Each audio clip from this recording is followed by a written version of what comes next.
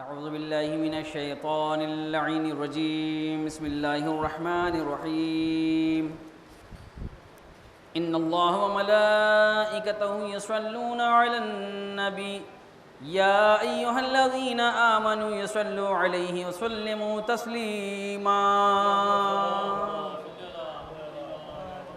اللهم صل على محمد وآل محمد اللهم صل على محمد وآل محمد.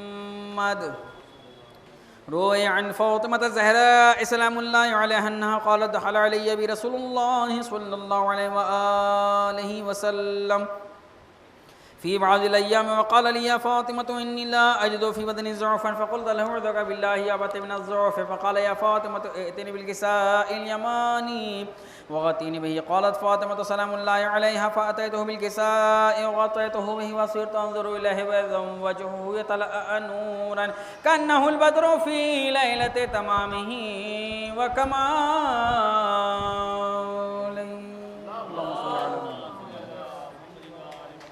قالت فاطمة سلام الله عليها فما كانت إلا ساعة وإذا بولد الحسن قد قال وقال السلام عليك يا أمّا فقل عليك السلام يا قرة عيني وثمرة فؤادي. فقال لي يا أمّا إني أشم عندك رائحة طيبة كأنها رائحة جد رسول الله صلى الله عليه وآله. فقلت نعم إن جدك نائم تحت الكساء. فأقبل الحسن نحو الكساء وقال السلام عليك يا جد السلام عليك يا رسول الله أتأذن لي أن أدخل معك تحت هذا الكساء؟ فقال له نعم قد أذنت لك. فدخل الحسن عليه السلام معه تحت الكساء.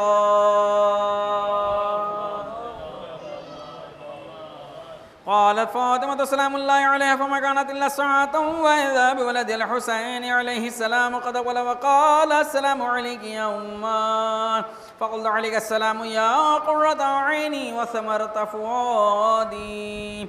فقال يا أمّا إني أشم عندك رائحة طيبة كأنها رائحة جد رسول الله صلى الله عليه وآله. فقلت نعم إن جدك وأخاك نائمان تحت هذا الكساء. فدنا الحسين عليه السلام نحو الكساء وقال السلام عليك يا جدا السلام عليك يا من اختاره الله وتأذن لي أن أكون معكم تحت هذا الكساء. فقال له نعم قد أذنت لك يا حسين. فدخل معهم الحسين تحت الكساء.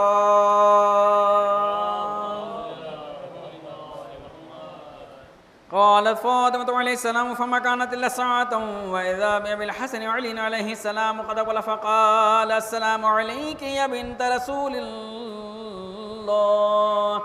فقلت عليك السلام يا أمير المؤمنين. فقال يا فاطمة إني أشم عندك رائحة طيبة كأنها رائحة أخي وابن عم رسول الله. فقلت نعم ها هو مع ولدك نائم تحت هذا الكساء. فأقبل علي عليه السلام نحو الكساء وقال السلام عليك يا من اختاره الله أتأذن لي أن أدخل معكم تحت هذا الكساء؟ قال نعم قد أذنت لك. فدخل علي معهم تحت الكساء. قالت فاطمة سلام الله عليها ثم قلت نحو الكساء وقلت السلام عليك يا أبتا السلام عليك يا رسول الله يتأذن لي أن أدخل معكم تحت هذا الكساء؟ قال نعم قد أذنت لك. فدخلت معهم تحت الكساء. اللهم صل على محمد وعلى محمد. قالت فاطمة فلما اكتملنا جميعا تحت الكساء قال الله يعلم يا ملائكتي والسكان سماواتي وعزتي وجلالي إني ما خلقت سماء مبنية ولا أرض مضحية ولا قمرا منيرا ولا شمسا مضية ولا فلكا يدور يدور ولا بحر يجري ولا فلك يسري إلا في محبة هؤلاء الخمسة الذين هم تحت الكساء.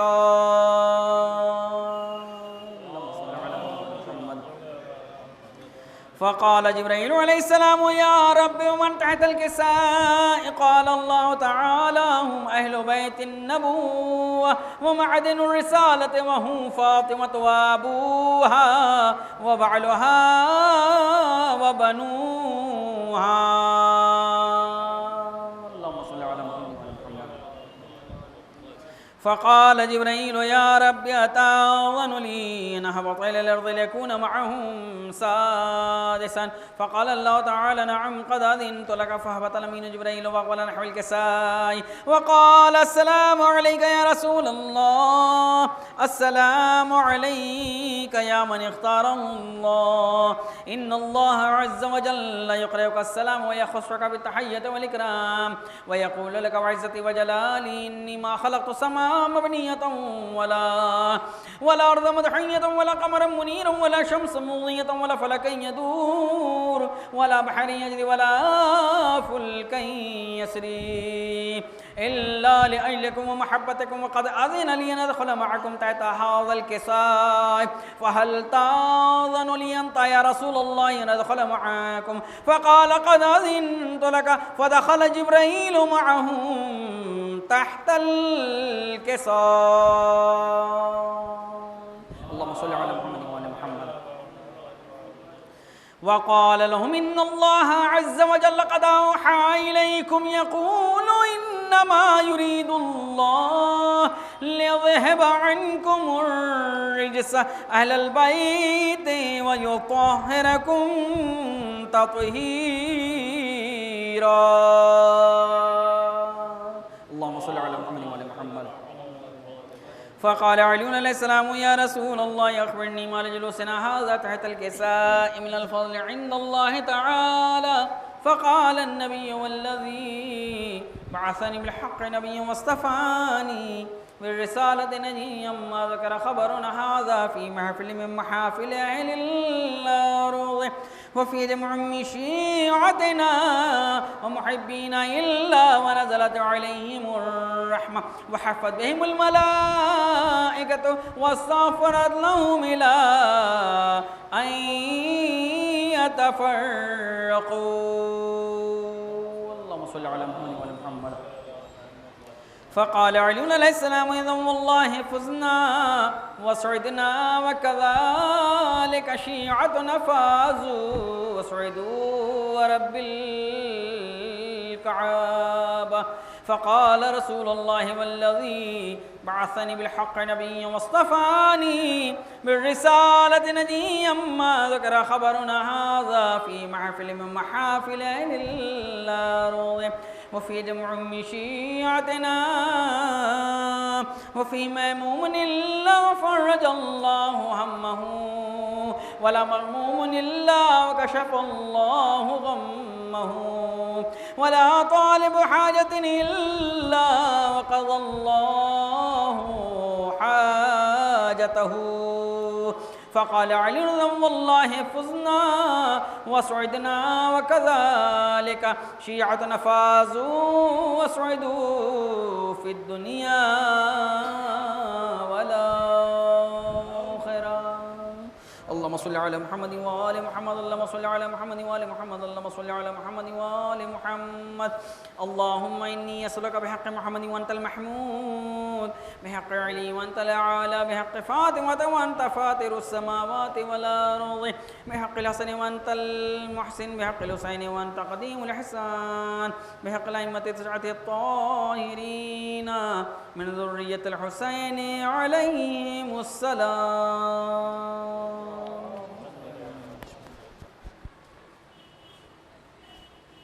तीरगी दम तोड़ेगी अश्के अज़ा के सामने,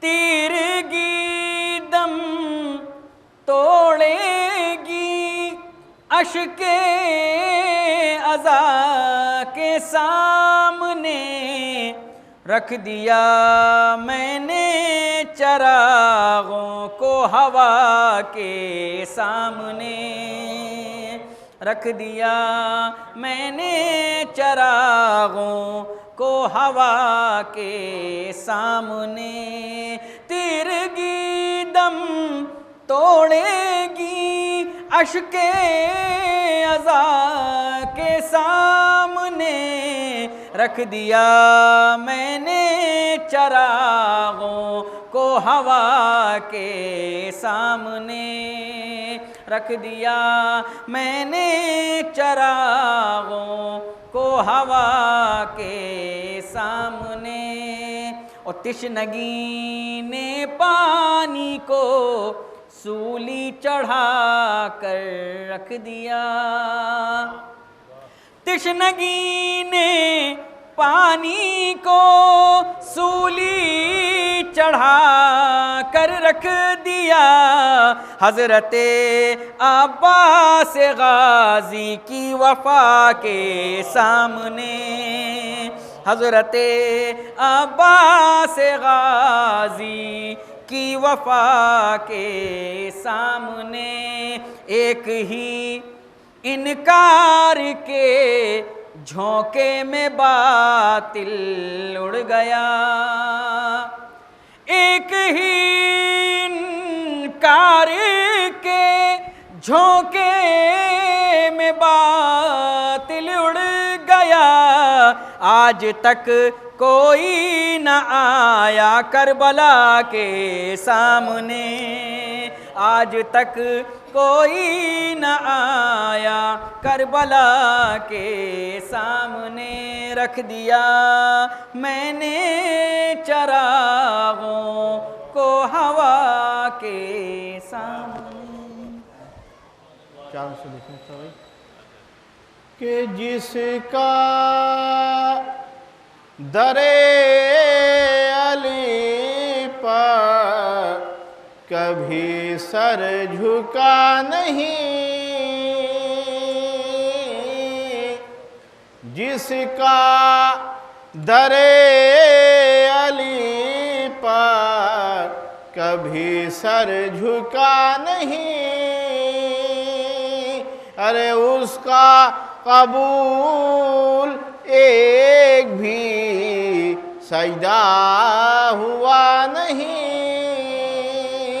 اس کا قبول ایک بھی سجدہ ہوا نہیں یہ دیکھیں گے کہ قرآن کی زبان میں شہادت اسے ملی وہ عاشق علی کا کوئی بھی مر کے مرا نہیں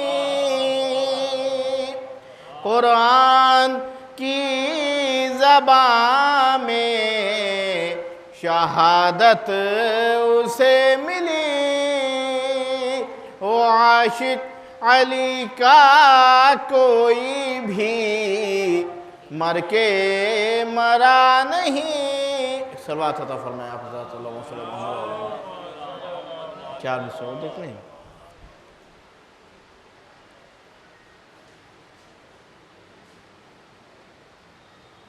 دیکھو صلوات عطا فرما دیں اللہ صلی اللہ علیہ وسلم کہ دیوں کو بجھا دے جو عشق عزا کے دیوں کو بجھا دے جو عشق عزا کے کہاں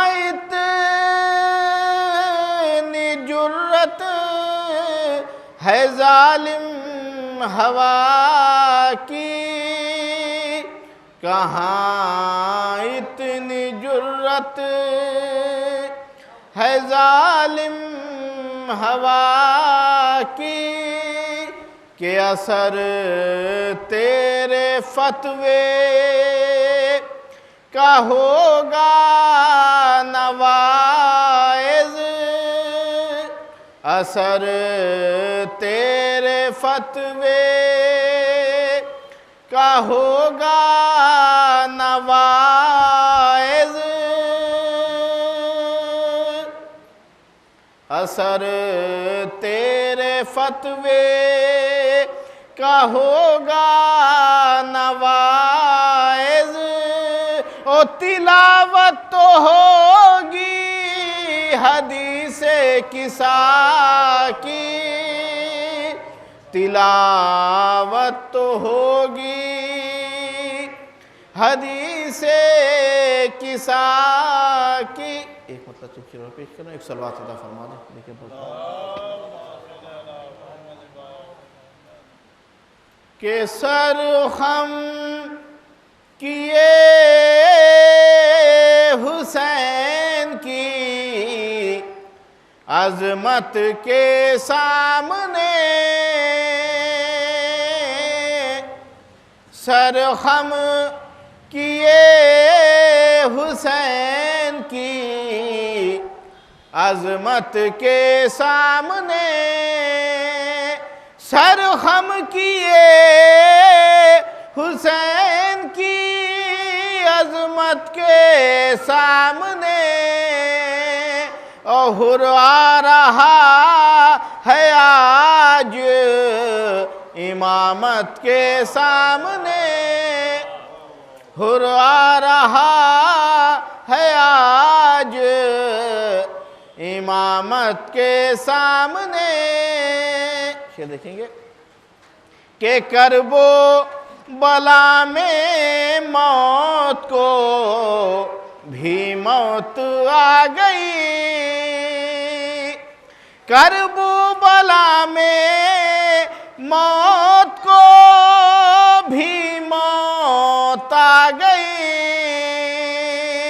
ارے قاسم تمہارے شوق شہادت کے سامنے، قاسم تمہارے شوق شہادت کے سامنے۔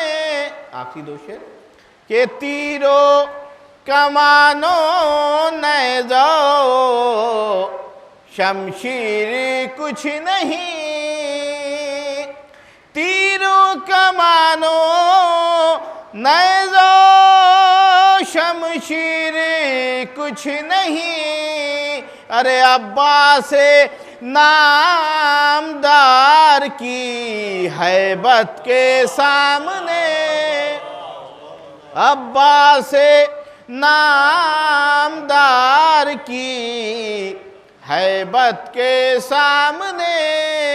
آخری شعر پیش کر رہا ہوں کہ جنت کا وزن پڑ گیا ہلکا بروز حشر، جنت کا وزن پڑ گیا ہلکا بروز حشر، او عشق غم حسین کی قیمت کے سامنے، عشق غم حسین کی قیمت کے سامنے، ارے یہ اذن سیدہ ہے جو خوشنود آ گیا، یہ اذن سیدہ ہے جو خوشنود آ گیا، وہ پڑھنے سلام اہل عقیدت کے سامنے۔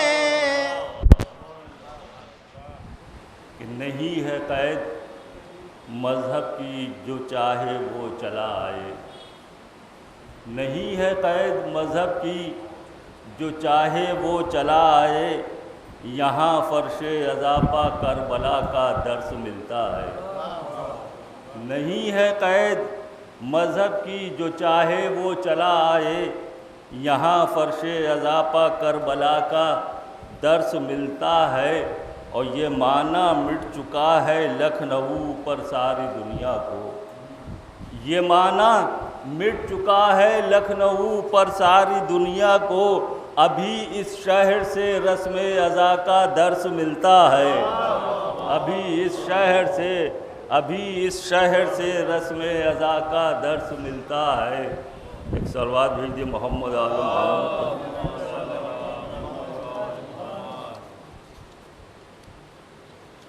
ایک اور صلوات بھیج دیے محمد آل محمد۔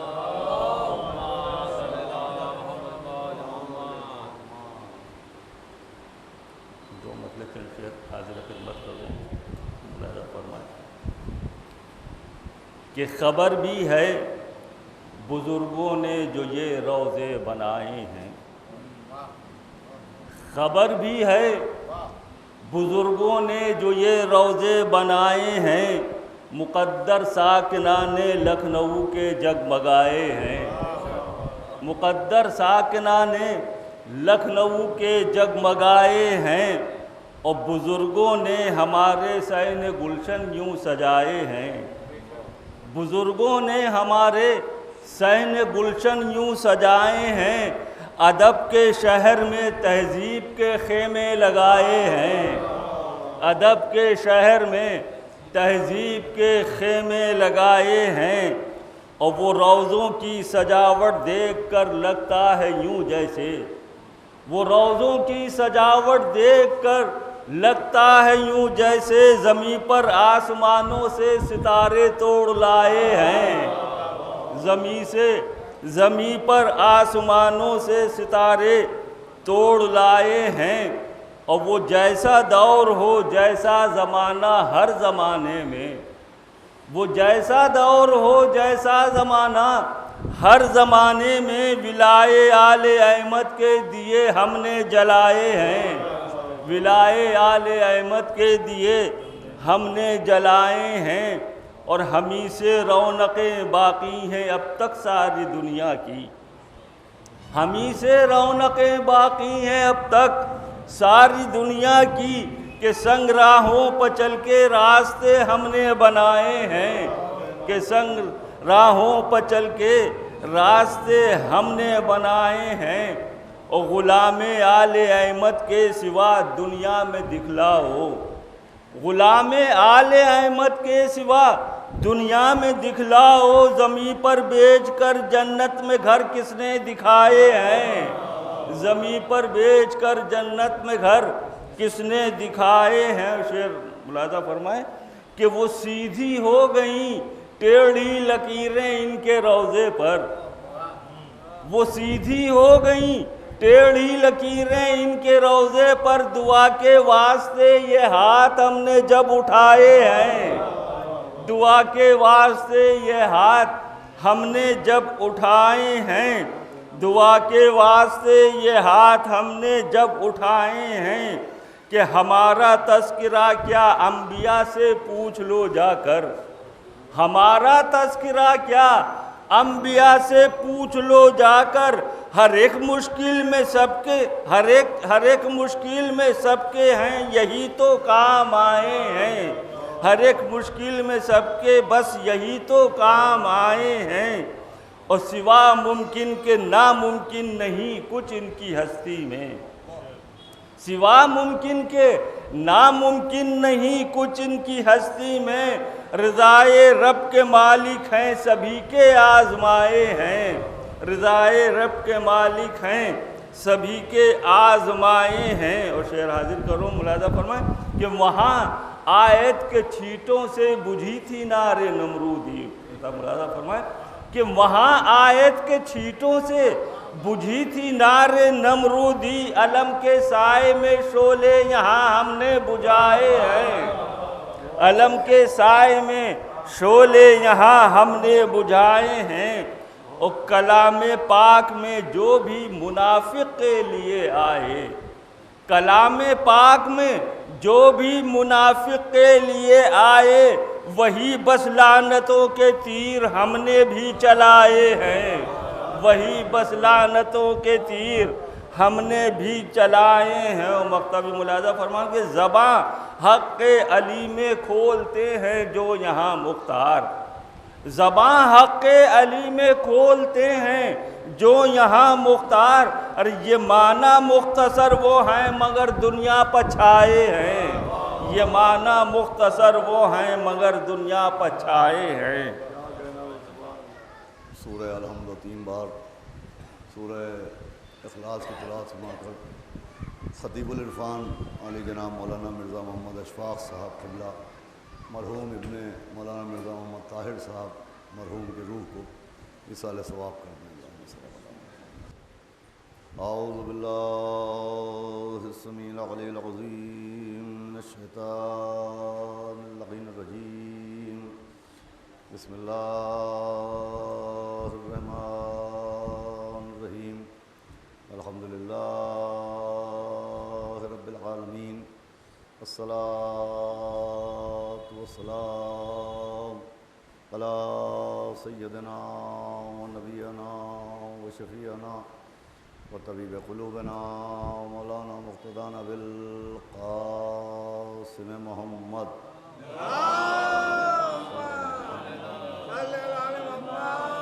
آلہ الطیبین الطاہرین المعصومین ولعنۃ اللہ علی اعدائہم اجمعین من یومنا ھذا الی یوم الدین، اما بعد فقد قال اللہ سبحانہ تبارک و تعالی فی القرآن المجید والفرقان الحمید، بسم اللہ الرحمن الرحیم، انا اکرمکم عند اللہ اتقاکم، ایک صلوات پڑھ دیں محمد۔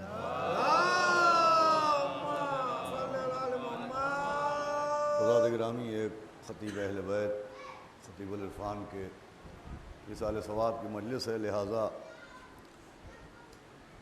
اسی نوعیت سے آپ کے سامنے کچھ دیر گفتگو کرنے کے لیے میں نے قرآن مجید کی جس آیہ کریمہ کے ایک مختصر سے حصے کو تلاوت کیا۔ اس میں اعلان ہوا کہ انا اکرمکم عند اللہ اتقاکم، کہ تم میں اللہ کے نزدیک سب سے زیادہ عزت کا حقدار وہ ہوتا ہے جس کے پاس سب سے زیادہ تقوی ہوتا ہے۔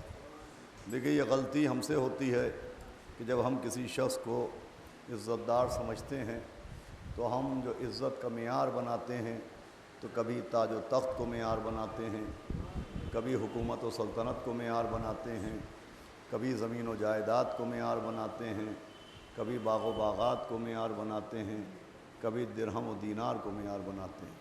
لیکن اللہ کسی شخص کی عزت کے لیے نہیں دیکھتا کہ اس کے پاس مال دنیا ہے کہ نہیں، اس کے پاس خزانے ہیں کہ نہیں، اس کے پاس تاج و تخت ہے کہ نہیں، اس کے پاس زمین و جائیداد ہے کہ نہیں۔ اللہ صرف اتنا دیکھتا ہے کہ اس کے پاس تقوی ہے کہ نہیں۔ اگر تقوی ہوتا ہے تو اللہ کی نظر میں انسان قابل قدر ہوتا ہے، اگر تقوی ہوتا ہے تو انسان اللہ کی نظر میں عزت دار ہوتا ہے۔ عزیزوں، یہ تقوی اتنی اہمیت کا حامل ہے کہ جب آپ قرآن کی تلاوت کرتے ہیں تو قرآن میں کم سے کم 70 مرتبہ نماز کی اہمیت، نماز پڑھنے کی جزا اور نماز نہ پڑھنے کی سزا کا ذکر ہوا ہے۔ لیکن جتنی بھی آیات نماز کے سلسلے میں ہیں، زیادہ تر آیتوں میں قبلہ حجت اسلام مولانا شمیل صاحب یہاں تشریف فرما ہیں، تائید فرمائیں گے کہ زیادہ تر آیات قرآنی میں جس میں نماز کا ذکر ہے، تنہا ذکر نماز نہیں ہے، بلکہ نماز کے ساتھ ایک اور حکم ہے، اقیموا الصلاۃ وآتوا الزکوٰۃ، کہ نماز قائم کرو، زکوٰۃ ادا کرو۔ تو جیسے قرآن میں نماز بغیر زکوٰۃ کے نہیں ہے، ویسے ہی قرآن میں ایمان بغیر تقوی کے نہیں ہے۔ قرآن میں جہاں جہاں ایمان کا ذکر ہے وہاں وہاں تقوی ہے۔ بسم اللہ الرحمن الرحیم، یا ایھا الذین آمنوا اتقوا اللہ وکونوا مع الصادقین، ایمان لانے والوں تقوی اختیار کرو اور سچوں کے ساتھ ہو جاؤ۔ یا ایھا الذین آمنوا اتقوا اللہ وابتغوا الیہ الوسیلہ، اے ایمان لانے والوں تقوی اختیار کرو اور اللہ کی طرف وسیلہ ڈھونڈو، وسیلے کی جستجو کرو۔ تو جیسے قرآن میں زکوٰۃ کے بغیر نماز نہیں ہے، ویسے ہی قرآن میں تقوی کے بغیر ایمان نہیں ہے۔ سب سے اہمیت تقوی کی ہے، اور پھر یہ قرآن جو ہماری آپ کی ہدایت کے لیے آیا ہے تو اس میں ہدایت کی شرط بھی تلاوت کو قرار نہیں دیا گیا ہے، ہدایت کی شرط تقوی کو قرار دیا ہے کہ بسم اللہ الرحمن الرحیم الف لام میم ذالک الکتاب لا ریب فیہ ھدی للمتقین، کہ یہ قرآن ہدایت ہے مگر قارئین کے لیے ہدایت نہیں ہے، متقین کے لیے ہدایت ہے۔ اس کا مطلب قرآن سے ہدایت کی شرط بھی تلاوت کو قرار نہیں دیا گیا ہے، تقوی کو قرار دیا گیا ہے۔ ایک صلوات بھیجے محمد گرامی۔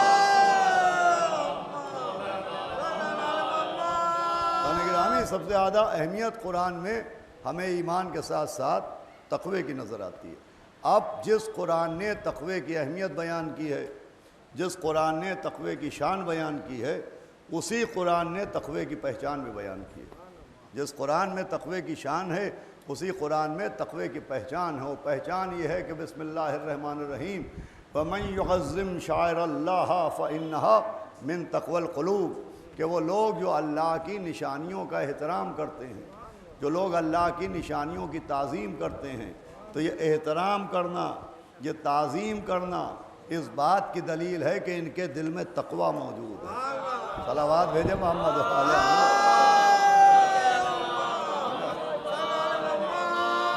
کہ شاعر اللہ کی تعظیم کو، شاعر اللہ کے احترام کو تقوی کی علامت قرار دیا گیا۔ بھئی معلوم کیسے ہو کہ کون متقی ہے کون متقی نہیں ہے، کس کے دل میں خوف خدا ہے کس کے دل میں خوف خدا نہیں ہے، کون پرہیزگار ہے کون پرہیزگار نہیں ہے، کون حکم خدا کو بجا لاتا ہے کون بجا نہیں لاتا، کون حرام سے اجتناب کرتا ہے کون اجتناب نہیں کرتا، کون راہ تقویٰ پر گامزن ہے کون راہ تقویٰ پر گامزن نہیں ہے، یہ معلوم کیسے ہو؟ تو علامت قرار دی گئی ہے۔ بھئی جیسے ہمارے آپ کے سماج میں علامتیں ہوتی ہیں، بیماریوں کے لیے علامت ہے، جیسے بدن کی حرارت دلیل ہے کہ بخار ہے، ایسے احترام دلیل ہے کہ دل میں تقویٰ ہے۔ صلوات بھیجے محمد علیہ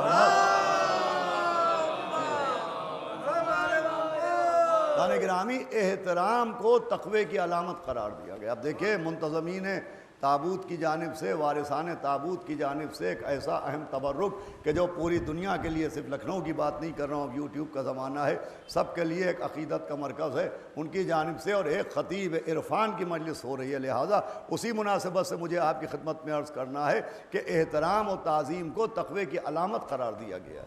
اب اگر ہمارے ماں باپ زندہ ہوں تو ہم جتنی خدمت کریں وہ خدمت کم ہوگی، اور اگر مر گئے ہوں تو جتنا ایصال ثواب کریں وہ ایصال ثواب کم ہوگا، اس لیے کہ جو ہمارے والدین نے، ہمارے بزرگوں نے یہ احترام سکھایا ہے، یہ تابوت کا احترام، یہ روزوں کا احترام، یہ شبیہوں کا احترام، یہ فرش عزا کا احترام، یہ تبرک کا احترام، تو عزیزان گرامی یہ احترام کرنا شیعہ ہونے کی پہچان نہیں ہے، متقی ہونے کی پہچان ہے۔ ذرا صلوات بآواز بلند بھیجے محمد۔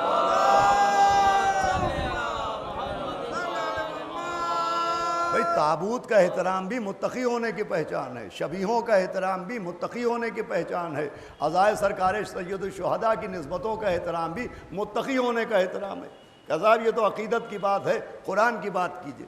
قرآن یہ کہہ رہا ہے کہ جو اللہ کی نشانیوں کا احترام کرتے ہیں، قرآن نے تابوت کی بات نہیں کی ہے، قرآن نے علم کی بات نہیں کی ہے، قرآن نے تعزیے کی بات نہیں کی ہے، قرآن نے شبیہوں کی بات نہیں کی ہے، قرآن کہہ رہا ہے جو اللہ کی نشانیاں، شاعر اللہ، اور شاعر اللہ کی پہچان بھی قرآن نے بتائی ہے کہ صفا و مروہ وہ دو پہاڑیاں جن کے بیچ میں حاجی حضرات سعی کرتے ہیں، قرآن نے ان کو صفا و مروہ کہا ہے۔ قربانی کے جانور جو قربانی میں ذبح کیے جاتے ہیں، ان جانوروں کو اللہ نے اور قرآن نے نشانیاں قرار دیا ہے، تو قرآن کی روح سے صفا و مروہ شاعر اللہ ہیں، قرآن کی روشنی میں قربانی کے جانور شاعر اللہ ہیں، قرآن میں تعزیے کو شاعر اللہ نہیں کہا ہے، قرآن میں تابوت کو شاعر اللہ نہیں کہا ہے، قرآن میں تعزیے کو شاعر اللہ نہیں کہا ہے، تو جن کو قرآن نے شاعر اللہ نہیں کہا، جن کا نام قرآن میں نہیں آیا، ہم انہیں اللہ کی نشانی کیوں مانیں؟ ہم ان کو شاعر اللہ کیوں مانیں؟ ہم تو انہی کو شاعر اللہ مانیں گے جن کا نام قرآن میں موجود ہے۔ تو اگر نام کو بنیاد بنایا جائے گا تو مجھے بتائیے قرآن میں کتنے نبیوں کے نام موجود ہیں؟ اللہ صلوات بھیجے محمد علیہ محمد۔ بھئی اگر بنیاد نام کو بنایا جائے گا تو قرآن میں کتنے نبیوں کے نام موجود ہیں؟ زیادہ سے زیادہ 26 یا 27 نام موجود ہیں قرآن میں، 26 یا 27 نبیوں کا ذکر ہے، اور ان میں بھی اختلاف ہے۔ کچھ لوگ جناب لقمان کو نبی مانتے ہیں، کچھ لوگ جناب لقمان کو نبی نہیں مانتے، لیکن بہرحال یہ فہرست زیادہ آگے نہیں بڑھتی۔ قرآن میں زیادہ سے زیادہ 26 یا 27 نبیوں کے نام ہیں۔ ایمان کتنوں پہ ہے؟ 1,24,000۔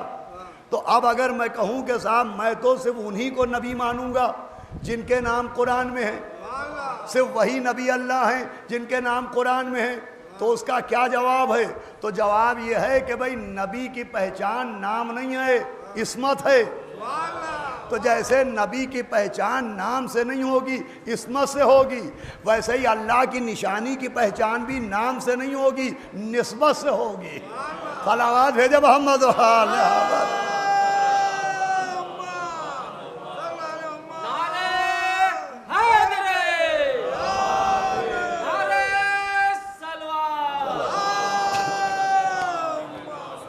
جیسے نبیوں کے لیے نام بنیاد نہیں ہے، عصمت پہچان ہے، ویسے ہی اللہ کی نشانیوں کے لیے، احترام کے لیے، تعظیم کے لیے نام بنیاد نہیں بنے گا، نسبت بنیاد بنے گی۔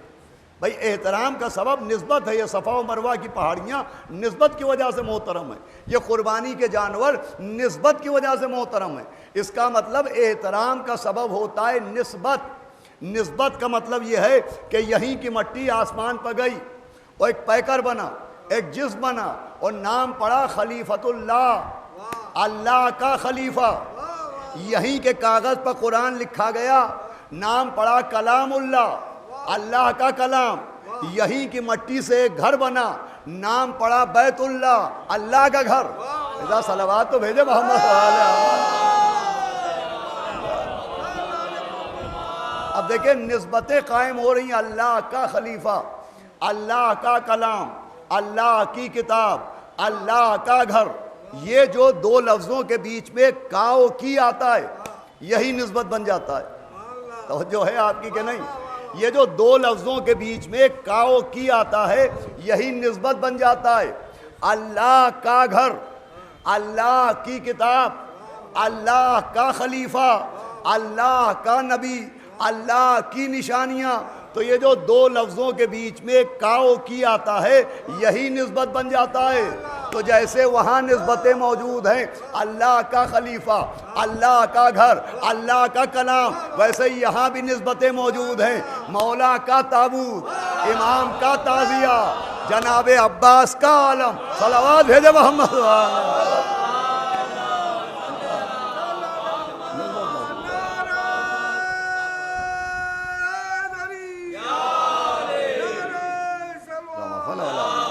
احترام نسبت کی وجہ سے۔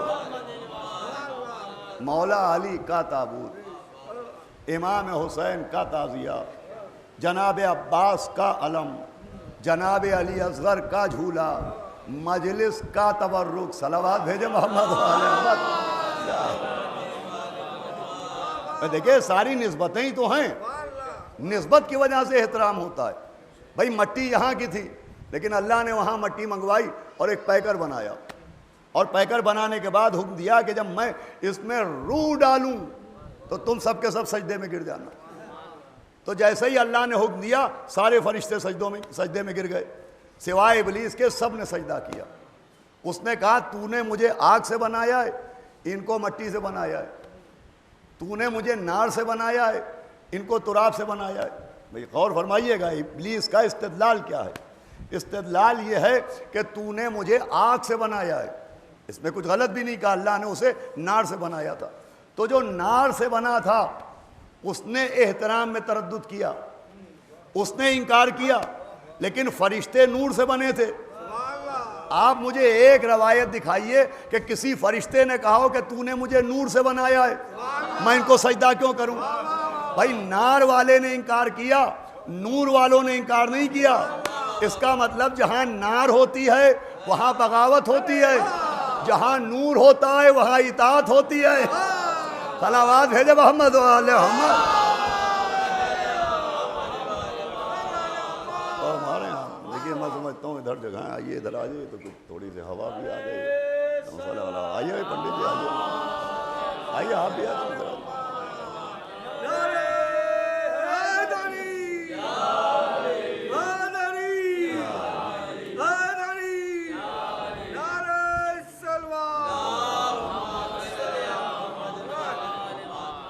تو جہاں نار ہے وہاں بغاوت ہے، جہاں نور ہے وہاں اطاعت ہے. یہ بہت آسان سی بات ہے، لیکن اس میں ایک بہت ہی خاص پہلو چھپا ہوا ہے کہ جہاں نار ہوگی وہاں بغاوت ہوگی، اور جہاں نور ہوگا وہاں اطاعت ہوگی. ابلیس نار سے بنا تو اس نے انکار کیا، لیکن فرشتے نور سے بنے تھے، انہوں نے انکار نہیں کیا. یعنی نار بغاوت کی علامت ہے، نور اطاعت کی علامت ہے.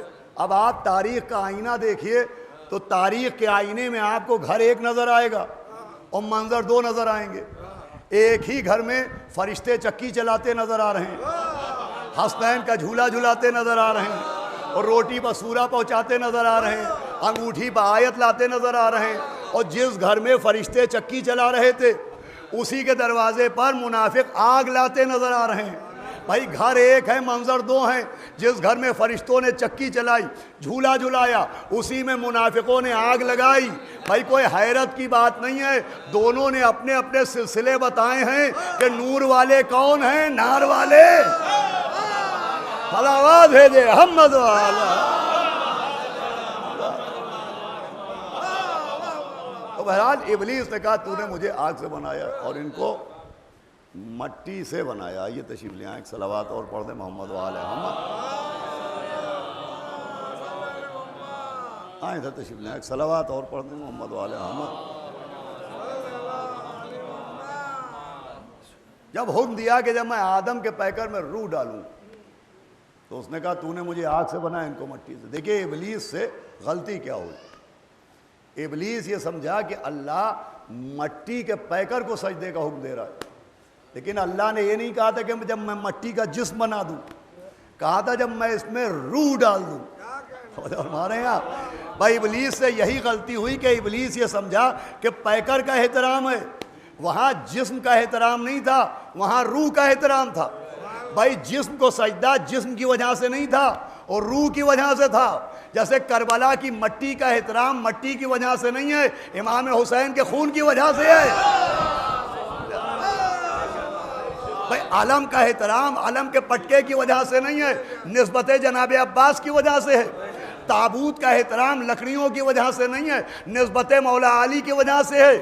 یہ غلطی ابلیس سے ہوئی کہ اس نے جسم کو دیکھا، روح کو نہیں دیکھا، ظاہر کو دیکھا، باطن کو نہیں دیکھا، حکم کو دیکھا، سبب کو نہیں دیکھا. تو اب جو تبرکات اعضاء کے ظاہر کو دیکھے اور نسبت کو نہ دیکھے، اس کا عقیدہ قرآن والا عقیدہ نہیں ہے، شیطان والا عقیدہ. آواز ہے دے محمد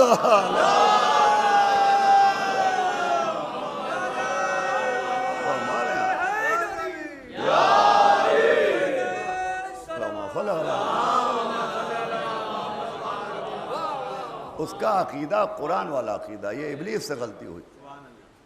اب دیکھیں جو حکم دیا تھا کہ جب روح شامل کر دوں، اس کا مطلب یہ کہ نسبت ادھر سے تھی، احترام جو ہے وہ نسبت کی وجہ سے. اور پھر دامن قرآن نسبتوں سے بھرا ہوا ہے، دامن قرآن نسبتوں سے بھرا ہوا ہے. جتنا بھی احترام ہے وہ سب کے سب نسبت کی وجہ سے ہے. علامہ مجلسی نے لکھا جناب نوح کشتی نجات بنا رہے ہیں، پیڑ یہیں کے ہیں، لکڑی یہیں کی ہے، آرا یہیں کا ہے، پٹھرے یہیں بن رہے ہیں، کیلیں یہیں جڑی جا رہی ہیں، کشتی یہیں تیار ہو رہی ہے. لیکن اب نسبت ہو گئی ہے سفینہ نجات. خالی کشتی نہیں ہے، کشتی نجات، نجات کی کشتی. جیسے حسین کی مجلس نجات کا سفینہ، جیسے مولا حسین کا عزا خانہ. صلوات بھیجے محمد. اب علامہ مجلسی لکھتے ہیں کہ جب جناب نوح کشتی نجات بنا رہے تھے تو یوں اگر آپ لکڑی کو لوہے کی آری سے کاٹیے تو برادہ گرتا ہے، اگر یوں آپ لکڑی کو آری سے کاٹیے تو برادہ گرتا ہے. لیکن علامہ مجلسی علیہ الرحمہ نے حیات القلوب میں تحریر کیا ہے کہ اب چونکہ نسبت ادھر ہو گئی تھی نا، نجات کا سفینہ، تو جب جناب نوح نے لکڑی کے پٹھرے کاٹنا شروع کیے تو اس سے لکڑی کا برادہ نہیں گر رہا تھا، سونے چاندی کے ذرات گر رہے تھے، لیکن نسبت نے اثر پیدا کر دیا، نسبت نے اثر پیدا کر دیا کہ اب لکڑی کا برادہ نہیں گرا، اب گر رہے تھے سونے چاندی کے ذرے۔ بھائی دیکھیں کبھی کبھی مزاج قرآن بھی سمجھا کیجئے۔ قرآن کا مزاج یہ ہے کہ قرآن ماضی سناتا ہے، مستقبل سمجھاتا ہے۔ کیا سنا آپ نے؟ قرآن ماضی سناتا ہے، مستقبل سمجھاتا ہے۔ قرآن نے ماضی سنا کے مستقبل سمجھایا کہ اگر لکڑی کا برادہ سونے چاندی کے ذروں میں بدل جائے تو یہ حیرت کی بات نہیں ہے، یہ نسبت کی بات ہے۔ اب اگر چوتھے امام کے ہاتھ کا پانی جواہر میں بدل جائے تو یہ بھی حیرت کی بات نہیں، یہ نسبت کی بات ہے۔ صلوات بھیجے محمد۔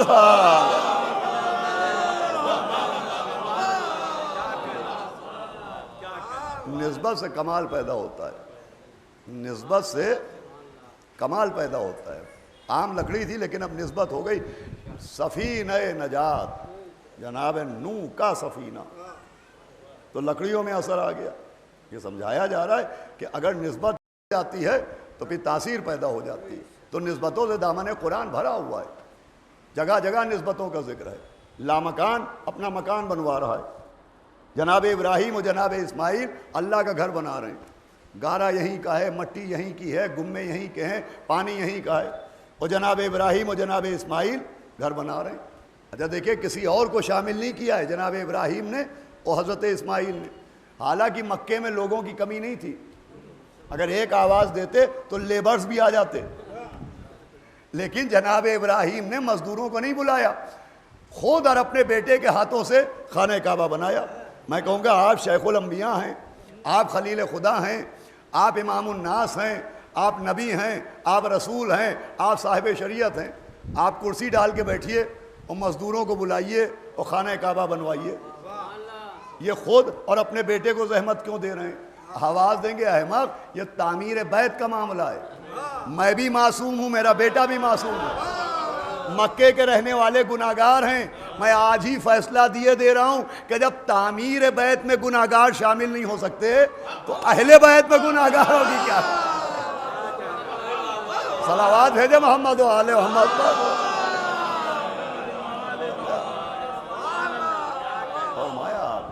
جناب ابراہیم نے خود بنایا، اسماعیل نے بنایا۔ اچھا اب جناب ابراہیم کا کعبہ بنانا سمجھ میں آیا، دیواریں اٹھانا سمجھ میں آیا، خانہ کعبہ بنانا سمجھ میں آیا، کعبے کی دیواریں اٹھانا سمجھ میں آیا، مگر ایک عمل جناب ابراہیم کا سمجھ میں نہیں آیا۔ آپ پوچھئے کیا؟ تو وہ عمل یہ ہے کہ خود ہی بنایا اور خود ہی چوم لیا۔ صلوات بھیجے محمد والا، صلوات بھیجے محمد والا۔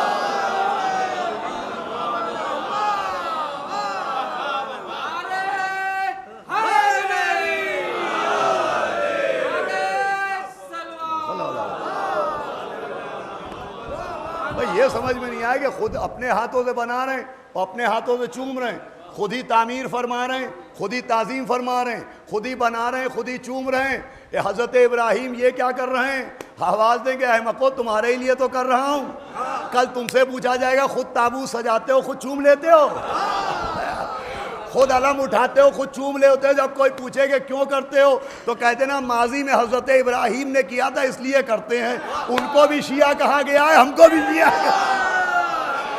ارے یہ پرانے شیعوں کی پرانی عادت ہے۔ صلوات بھیجے محمد والے۔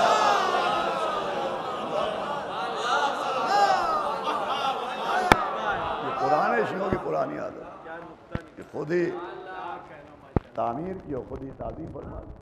صاحب آپ کہاں سے کہاں بات ملا رہے ہیں، کہاں خانہ کعبہ اور کہاں تابوت، کہاں خانہ کعبہ، کہاں علم، کہاں خانہ کعبہ، کہاں تعزیہ۔ وہ اللہ نے بنوایا اور نبی نے بنایا، کعبہ اللہ نے بنوایا اور کعبہ نبی نے بنایا، قرآن اللہ نے بھجوایا اور قرآن کو نبی لے کے آیا، تو ان کا اس سے تقابل تھوڑی ہوگا۔ کعبہ اللہ نے بنوایا ہے تو ایک نبی نے بنایا ہے، قرآن اللہ نے بھجوایا ہے، ایک نبی لے کے آیا ہے، تو کعبے کا احترام ہوگا، قرآن کا احترام ہوگا۔ تابوت کا احترام کیوں ہو، علم کا احترام کیوں ہو؟ تو چلیے کعبہ اللہ نے بنوایا، ابراہیم نے بنایا، قرآن اللہ نے بھجوایا، اللہ کا حبیب لے کے آیا، تو کعبے کو چومیے غلاف کو کیوں؟ قرآن کو چومیے جزدان کو کیوں؟ توجہ ہے کہ نہیں بھائی؟ کعبے کو چومیے غلاف کو کیوں؟ قرآن کو چومیے جزدان کو کیوں؟ کا سمجھیے کعبے کا احترام اللہ کی وجہ سے ہے، غلاف کا احترام کعبے کی وجہ سے ہے، قرآن کا احترام اللہ کی وجہ سے ہے، جزدان کا احترام قرآن کی وجہ سے ہے۔ یہ ہے نسبت کی نسبت، یہ ہے نسبت کی نسبت۔ تو جیسے کعبے کا احترام اللہ کی وجہ سے، غلاف کا احترام کعبے کی وجہ سے، قرآن کا احترام اللہ کی وجہ سے، جزدان کا احترام قرآن کی وجہ سے، ویسے ہی مولا علی کا احترام اللہ کی وجہ سے، تابوت کا احترام مولا علی کی وجہ سے۔ صلوات بھیجے محمد نسبت کی نسبت،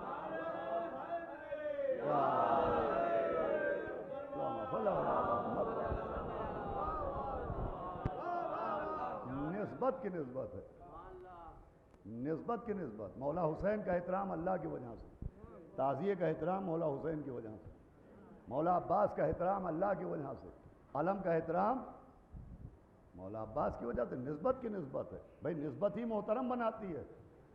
دیکھیں احترام کا سبب بھی نسبت ہے، تعظیم کا سبب بھی نسبت ہے، اور توہین کا سبب بھی نسبت ہے۔ صلوات بھی نسبت کی بنا پر ہے، لعنت بھی نسبت کی بنا پر ہے۔ صلوات بھیجے محمد وآل محمد۔ اور ابھی حج کو کتنے دن ہوئے ہیں؟ آنے والے حاجیوں سے پوچھئے کہ ایک شہر تھا جس سے وہ ہو کے آئے، شہر مکہ ایک، اور اس شہر مکہ میں ایک پتھر کو چوما گیا اور 3 پتھروں کو پیٹا گیا۔ بھائی شہر ایک تھا، پتھر 4، ایک بڑا شیطان، ایک منجلا شیطان، ایک چھوٹا شیطان، وہ ایک سنگ اسود۔ شہر ایک، پتھر 4، 3 کو مارا، 1 کو چوما۔ یہ تو بڑا تعصب ہے کہ مکے میں کیجئے تو حج کہلائے، لکھنؤ میں ہو تو تبرہ بن جائے۔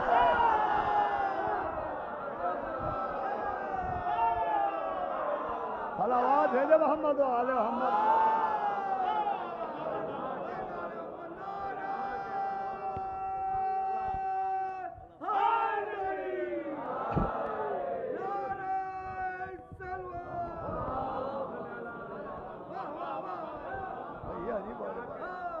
بڑا شیطان، منجلا شیطان، چھوٹا شیطان، 3 پلرس ہی تو ہیں، 3 ستون ہیں جن کو مارا جاتا ہے، اور یہ شیطان ہے۔ بھائی آج یہ انٹرنیٹ کا زمانہ ہے، آج نوجوان لاجک مانگتے ہیں، آج ریزن مانگتے ہیں کہ صاحب ریزن بتائیے، تو آپ بھی ریزن بتائیے۔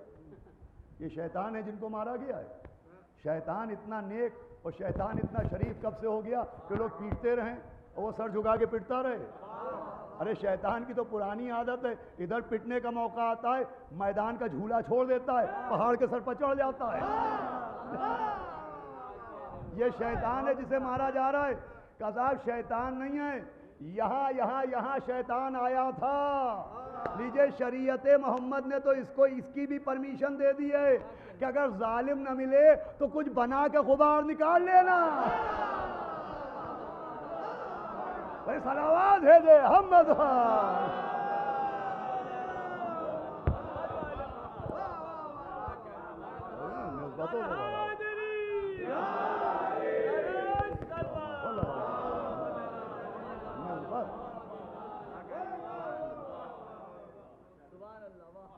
تعظیم کے لیے بھی نسبت ہے اور توہین کے لیے بھی نسبت ہے کہ کچھ نہ ملے، ظالم نہ ملے تو کچھ بنا کے غبار نکال لینا۔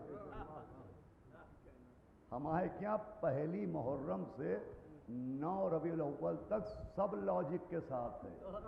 صلوات بھیجے محمد، سب کچھ لاجک کے ساتھ ہے۔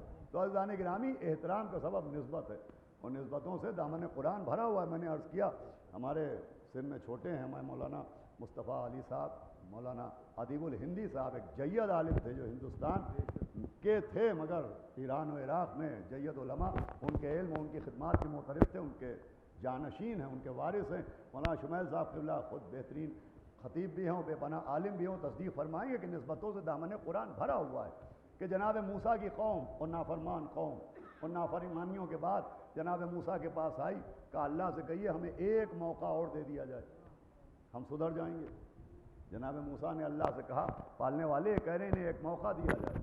آواز آئی ٹھیک ہے ہم انہیں ایک موقع دیتے ہیں، انہیں معاف کر دیں گے، مگر ان سے کہنا جب یہ شہر میں داخل ہوں تو باب حطہ سے داخل ہوں۔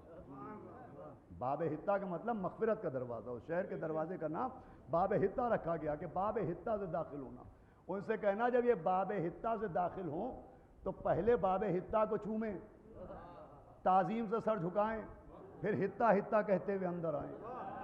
صلوات پڑھیں تو میں عرض کروں یہ تو قانون ہے۔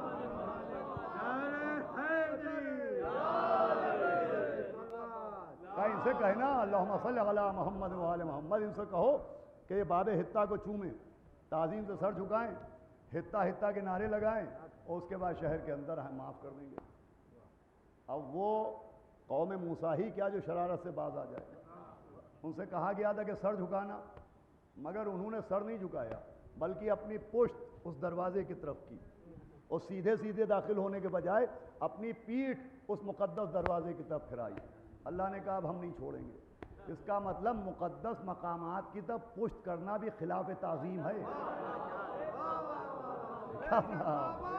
صلوات پڑھے محمد و آل احمد۔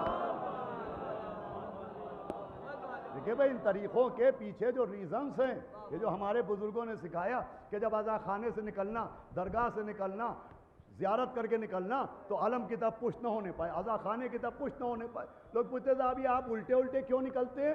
ارے سیدھے سیدھے تعظیم کو سمجھتے ہیں۔ صلوات بھیجے محمد و آل احمد۔ تو انہوں نے اپنی پشت کی اور بیٹھے بیٹھے بغیر سر جھکائے داخل ہوئے۔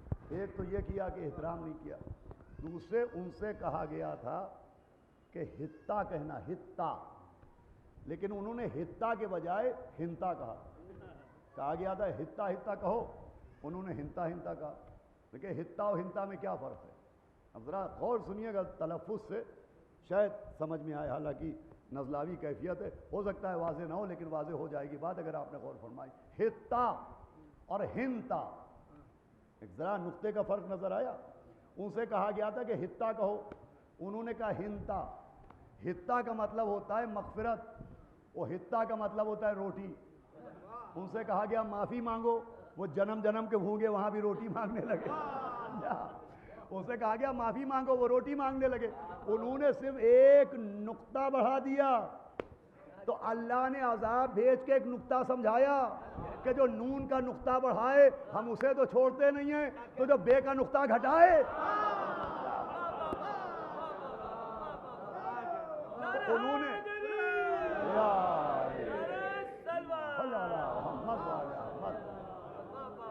انہوں نے ایک نقطہ بڑھا دیا۔ اب جب یہ واقعہ قرآن کی آیتوں کے ذریعے مسلمانوں تک پہنچا تو لوگوں نے کہا یا نبی اللہ، وہ تھے تو بہت شریر اور بہت بدماش اور بہت نافرمان، لیکن ان کی مغفرت کے لیے اللہ نے طریقہ بہت آسان قرار دیا تھا کہ انہیں صرف باب حطہ پہ آنا تھا اور تعظیم سے سر جھکانا تھا، وہ حطہ حطہ کا نعرہ لگانا تھا، وہ اللہ انہیں معاف کر دیتا۔ تو یا نبی اللہ ہمارے لیے بھی کوئی باب مغفرت بنائیے، کوئی باب حطہ بنائیے۔ نبی مسکرائے کا بنانے کا کیا مطلب؟ وہ تو پہلے سے موجود ہے، کہ وہ کہاں ہے؟ کہ جو شہر علم کا دروازہ ہے، جو شہر علم کا دروازہ ہے وہی باب حطہ ہے۔ بھائی حدیث موجود ہے، علی آپ کی مثال باب حطہ جیسی ہے، تو میرا مولا ہے باب حطہ، میرا مولا ہے مغفرت کا دروازہ، علی ہے باب حطہ۔ اور باب حطہ کا قانون یہ ہے کہ حطہ بس باب حطہ بس سر بھی جھکانا اور حطہ حطہ کا نعرہ بھی لگانا۔ ہم سمجھ گئے در علی پہ آنا ہے تو سر بھی جھکانا ہے، علی علی کا نعرے بھی لگانا ہے۔ صلوات ہے محمد و آل محمد۔ اب یہ سن لیا آپ نے، بس بہت دیر میں پڑھ چکا۔ احترام تقوی کی علامت ہے، وہ احترام کا سبب ہے نسبت، احترام کا سبب نسبت ہے۔ تو عزیزوں یہ احترام اتنا ضروری ہے، یہ ادب اتنا ضروری ہے کہ قبلہ بیٹھیں، میں پوری ذمہ داری سے عرض کر رہا ہوں کہ بہت سی قومیں بے عملی کی وجہ سے برباد نہیں ہوئی ہیں، بے ادبی کی وجہ سے برباد ہوئی ہیں۔ خدا صلوات بھیجے محمد علیہ بے ادبی کی وجہ سے، اس لیے احترام لازم ہو، نسبت کا احترام۔ اب اکثر و بیشتر لوگ سوال کرتے ہیں کہ صاحب یہ تابوت تو آپ اپنے ہاتھ سے بناتے ہیں۔ حسن مرزا صاحب کا تابوت ایک یہ بھی ہوتا ہے کہ صاحب تابوت مولا علی کا ہے، تو یہ حسن مرزا صاحب کا کیوں کہلاتا ہے؟ آئیے بھائی اندر جگہ ہے، تشریف لے آئے آپ صاحب، صلوات پڑھ دیں محمد علیہ وسلم۔ اس سال مولا کائنات کی شہادت کو پورے 1400 سال مکمل ہوئے، اور وارثان تابوت شبیہ کی جانب سے، شبیہ تابوت کے وارثان کی جانب سے ایک سووینئر بھی شائع ہوا جس میں لاجواب مضامین ہیں، اور خطیب العرفان جن کے ایصال ثواب کی مجلس ہے، ان کا بھی اسی تابوت جناب امیر المومنین کے سلسلے میں بہت ہی مستند اور بہت ہی دقیق مضمون موجود ہے۔ وہ سووینئر جن حضرات کو ابھی نہ ملا ہو، ان سے گزارش ہے کہ وہ اس کو ضرور، ہمارے مختار بھائی ہیں یا ان کے برادران یا جو منتظمین ہیں، ان کے ذریعے اس سووینئر کو حاصل کریں، اس لیے کہ وہ ایک ڈاکومنٹ ہے، وہ ایک ہسٹری ہے، وہ تاریخ ہے۔ اور خطیب العرفان کو جہاں علم حاصل تھا وہیں تبرکات اعضاء کا عرفان بھی حاصل تھا، چونکہ صاحب عرفان تھے اسی لیے خطیب العرفان بنے تھے۔ صلوات بھیجے محمد علیہ اب یہ کہ کچھ سوالات ہوتے ہیں کہ صاحب یہ تو آپ نے اپنے ہاتھ سے بنایا ہے، تو جو تبرک آپ نے اپنے ہاتھ سے بنایا ہو وہ قابل احترام کیسے ہو سکتا ہے؟ تو دیکھیں صرف معصوم کے ہاتھ کی بنی ہوئی شے محترم نہیں ہوتی ہے، کبھی کبھی غیر معصوم کے ہاتھ کی شے بنی بھی محترم ہو جاتی ہے۔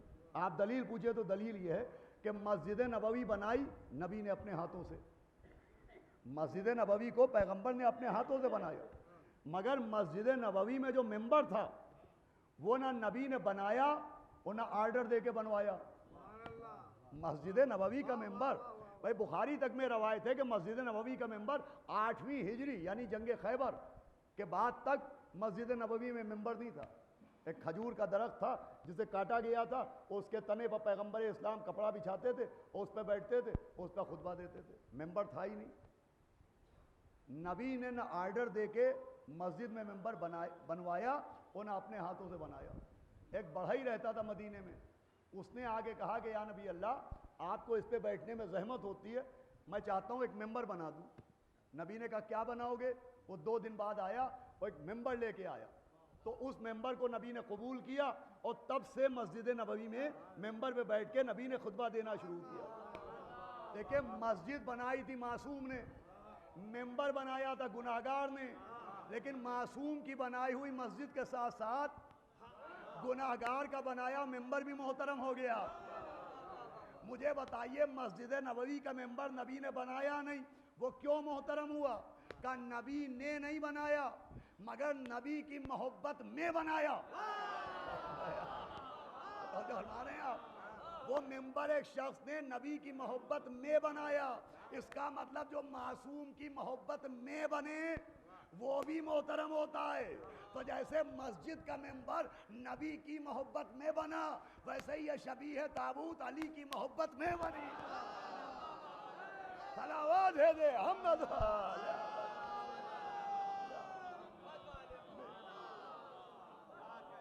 یہ بات سمجھ لینا ضروری ہے، چونکہ ایام اعضاء میں اب 2 ہی دن باقی ہیں۔ جو بیمار ہیں مولا ان کو صحت دیں کہ وہ تندرستی کے ساتھ سرکار سید الشہداء کی اعضاء کی خدمت کریں۔ بہت سے اعتراضات سامنے آتے ہیں، وہ آخری منزل ہے۔ ایک یہ کہ صاحب یہ جو آپ کے ہندوستان میں، ہمارے ملک میں، ہمارے ہندوستان میں یہ عزاداری کا طریقہ ہے، ایران میں تو ایسی عزاداری ہوتی نہیں، اور عراق میں تو ایسی عزاداری ہوتی نہیں، ایسے تابوت وہاں نہیں ہوتے، ایسے عالم وہاں نہیں ہوتے، ایسے تعزیے وہاں نہیں ہوتے۔ تو دیکھیے ایک تو یہ بات سمجھنے کی ہے کہ اسلام عرب کی رسموں کا نام نہیں ہے۔ اللہ صلوات بھیجے محمد۔ یہ بات بہت غور سنیے گا، آخری منزل ہے کہ دین عربوں کی رسموں کا نام نہیں ہے کہ جو وہاں ہو رہا ہے وہ دین ہے اور جو یہاں ہو رہا ہے وہ معاذ اللہ بے دینی ہے۔ میں آپ کے سامنے دو دلیل رکھتا ہوں، ابھی مصائب نہیں ہے۔ پیغمبر اسلام جنگ خندق ہے اور پیغمبر اسلام نے دیکھا کہ کفار کا لشکر آنے والا ہے، ان کی تعداد ہے 10,000 کی، اور یہ مدینے میں میدان ہے، تو اگر کفار آئیں گے تو شہر میں داخل ہو جائیں گے، اور شہر میں ظاہر سی بات ہے گھر ہیں تو خواتین بھی ہیں، تو ان کی بے حرمتی بھی ہو سکتی ہے۔ تو نبی نے اصحاب سے مخاطب ہو کے پوچھا کہ کیا کوئی طریقہ ہے جو ان کو شہر کے اندر آنے سے روک دیا جائے؟ پوچھنے والے ہیں شہنشاہ عرب، بھائی اپنا لفظوں پر غور کیجیے گا، پوچھنے والے ہیں شہنشاہ عرب، بتانے کے لیے کھڑے ہو گئے سلمان فارس، سلمان اعظم، پوچھا شہنشاہ عرب نے، بتانے کے لیے کھڑے ہو گئے جناب سلمان، کہا یا نبی اللہ ہمارے ملک میں یہ ہوتا ہے کہ اگر دشمن کو شہر کے اندر آنے سے روکنا ہو تو شہر کے چاروں طرف خندق کھود دی جاتی ہے۔ پوچھا شہنشاہ عرب نے، بتایا جناب سلمان نے جو عجمی ہیں۔ اب آپ مجھے بتائیے کہ جب جناب سلمان نے یہ طریقہ بتایا تو نبی نے کیا کہا کہ نہیں یہ عرب ہے، یہاں غیر عرب طریقہ اختیار نہیں کیا جائے گا؟ بھائی نبی نے کیا کہا کہ عرب میں غیر عرب طریقہ اختیار نہیں کیا جائے گا، یہ کہا کہ نہیں سلمانو منا اہل البیت، نبی نے ان کا طریقہ ایکسپٹ کیا۔ اب دیکھیں شریعت میں دو گواہیاں مانگی جاتی ہیں اور دونوں گواہیاں موجود ہیں، میں نے عرض کیا ابھی مصائب نہیں ہے۔ جنگ خندق میں پوچھنے والے شہنشاہ عرب، بتانے والا غیر عرب، نبی نے غیر عرب طریقے کو تسلیم کیا۔ جناب سیدہ نے صلوات پڑھے محمد والے محمد، اسما سے کہا کہ اسما یہ جس طریقے سے مدینے میں میتیں اٹھتی ہیں خواتین کی، ہمیں یہ طریقہ پسند نہیں۔ باپ نے غیر عرب طریقہ پسند کیا، بیٹی نے عرب کے طریقے کو توجہ پا رہے ہیں آپ ناپسند کیا۔ بھی بہت غور سے سنیے گا، باپ نے غیر عرب طریقہ ایکسپٹ کیا اور بیٹی نے عرب کا طریقہ ریجیکٹ کیا کہ ہمیں طریقہ پسند نہیں کہ پٹرے کے اوپر میت رکھ دی جاتی ہے اور میت برآمد ہوتی ہے اور دیکھنے والا دور سے پہچان لیتا ہے کہ مرد کی میت ہے یا خاتون کی میت ہے، ہمیں یہ طریقہ پسند نہیں۔ تو جناب اسما نے کہا کہ میں جب ہجرت حبشہ میں حبش گئی تھی افریقہ، تو میں نے وہاں دیکھا کہ وہاں جب میت اٹھائی جاتی ہے تو ایک تابوت کے اندر رکھ کے اٹھائی جاتی ہے۔ تو بی بی سیدہ نے پوچھا وہ تابوت کیسا ہوتا ہے؟ تو اسما نے جناب سیدہ کے سامنے شبیہ تابوت تیار کی۔ توجہ فرمائیے گا، اس کا مطلب پہلا تابوت نگرانی زہرا میں تیار ہوا ہے۔ صلوات بھیجے محمد،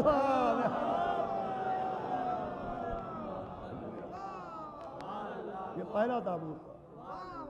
تو وہ گئیں اور کھجور کے پتے لائیں اور ٹہنیاں لائیں اور اس تابوت کی شبیہ بنائی کہ افریقہ میں ایسا تابوت ہوتا ہے، وہ اس کے اندر میت رکھ دی جاتی ہے، تو معلوم ہی نہیں ہوتا ہے کہ مرد کی میت ہے یا خاتون کی میت ہے۔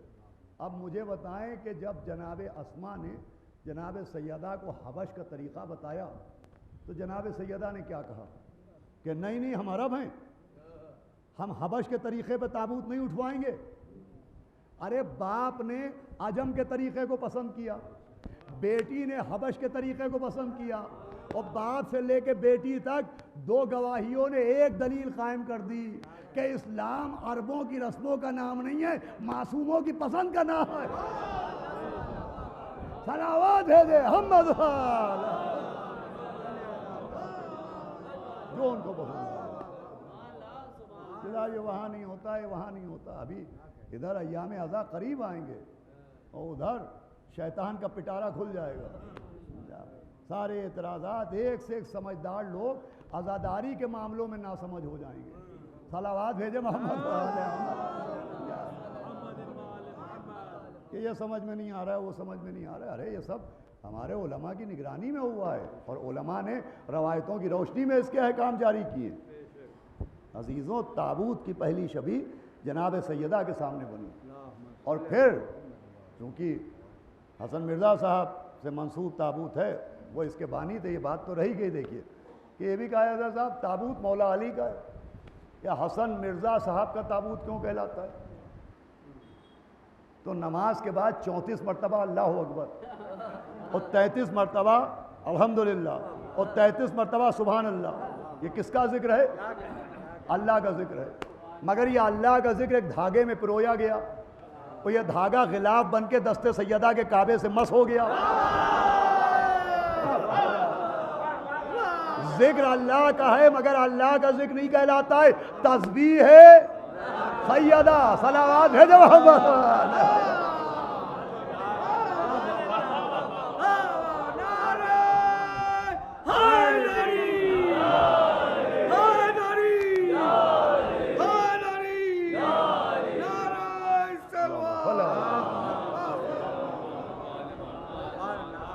تسبیح ہے سیدہ. ذکر اللہ کا ہے. اللہ اکبر یہ بھی اللہ کا ذکر ہے. الحمدللہ یہ بھی اللہ کا ذکر ہے. سبحان اللہ یہ بھی اللہ کا ذکر ہے. مگر اب اللہ کا ذکر دست سیدہ میں آیا تو تسبیح سیدہ کہلایا. اللہ کا ذکر نہیں کہلایا, سیدہ کا ذکر کہلایا. جناب کمیل ابن زیاد مولا علی کے صحابی مولا علی کے پاس آئے اور کہا یا علی کوئی ایسی دعا تعلیم کر دیجئے کہ دعائیں قبول ہونے لگیں. تو مولا علی نے ایک دعا تعلیم کی. دعا مولا علی کی تھی مگر جناب کمیل نے کچھ اس خلوص سے زبان پر سجائی کہ اب علی کی دعا علی کی نہیں کہلائی, کمیل کی کہلائی. دعا مولا علی کی ہے مگر دعائے علی نہیں کہلاتی ہے, دعائے کمیل کہلاتی ہے. تو جیسے اللہ کا ذکر دست سیدہ میں آیا تو اللہ کا ذکر نہیں کہلایا, تسبیح سیدہ کہلایا. مولا علی کی دعا کمیل نے ہونٹوں پر ایسے سجائی کہ علی کی نہیں کہلائی, کمیل کی کہلائی. تو حسن مرزا صاحب نے کچھ ایسے خلوص سے مولا کا تابوت اٹھایا. صلوات بھیجے محمد.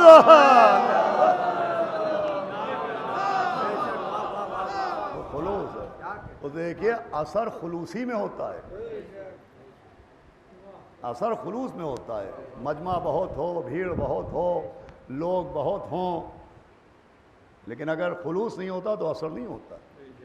ہم تو 35 برس ہو گئے شمائل میاں مجلس پڑھتے پڑھتے, اکثر ایسا دیکھا مجمع بھی خوب ہے اور لاؤڈ اسپیکر بھی بہت اچھا ہے اور اے سی بھی لگا ہوا ہے اور قالین بھی بچھا ہوا ہے اور داد دینے والے بھی لوگ بیٹھے ہیں. ایسا نہیں ہے کہ خاموش مجمع بیٹھا ہے, بولنے والا مجمع بیٹھا ہے. اور میٹر بھی ہم ٹھیک ٹھاک پڑھ رہے ہیں لیکن کسی پہ کچھ اثر نہیں ہو رہا ہے. سبب یہ ہے کہ خلوص کی کمی ہے. صلوات بھیجے محمد. اب نہ جانے بانی مجلس میں خلوص نہیں ہے یا ذاکر مجلس میں خلوص نہیں ہے. صلوات بھیجے محمد. وہی بات خلوص تو کس خلوص سے اٹھایا. پھر اس تابوت کی اہمیت کو, جن کے اصال ثواب کی مجلس سے اللہ درجات بلند کرے, وہ یقیناً درجات بلند کرے. خطیب العرفان انہوں نے جہاں پر ذاکری کی ہے اور اشعار کے ذریعے, نثر کے ذریعے, نظم کے ذریعے خدمت اعضاء کی ہے, محفلوں میں شرکت کر کے, مجلسوں میں شرکت کر کے, وہیں سب سے بڑا ان کا خاصہ یہ تھا کہ احترام تبرکات اعضاء بہت. وہ علم ہو, تعزیہ ہو, تبرک مجلس سرکار سید الشہداء ہو, خصوصاً یہ شبیہ تابوت, اس سے بے پناہ عقیدت تھی ان کی. چنانچہ منتظمین بہتر جانتے ہیں کہ جب سے تابوت برآمد ہو رہا ہے تب سے وہ ہمیشہ اس تابوت میں شریک رہے. جب تابوت کے جلوس پہ پابندی لگی تب بھی وہ اسی ولولے کے ساتھ آتے تھے, پھر تابوت برآمد ہونے لگا تو اسی طریقے سے وہ تابوت کے ساتھ ساتھ جانتے تھے.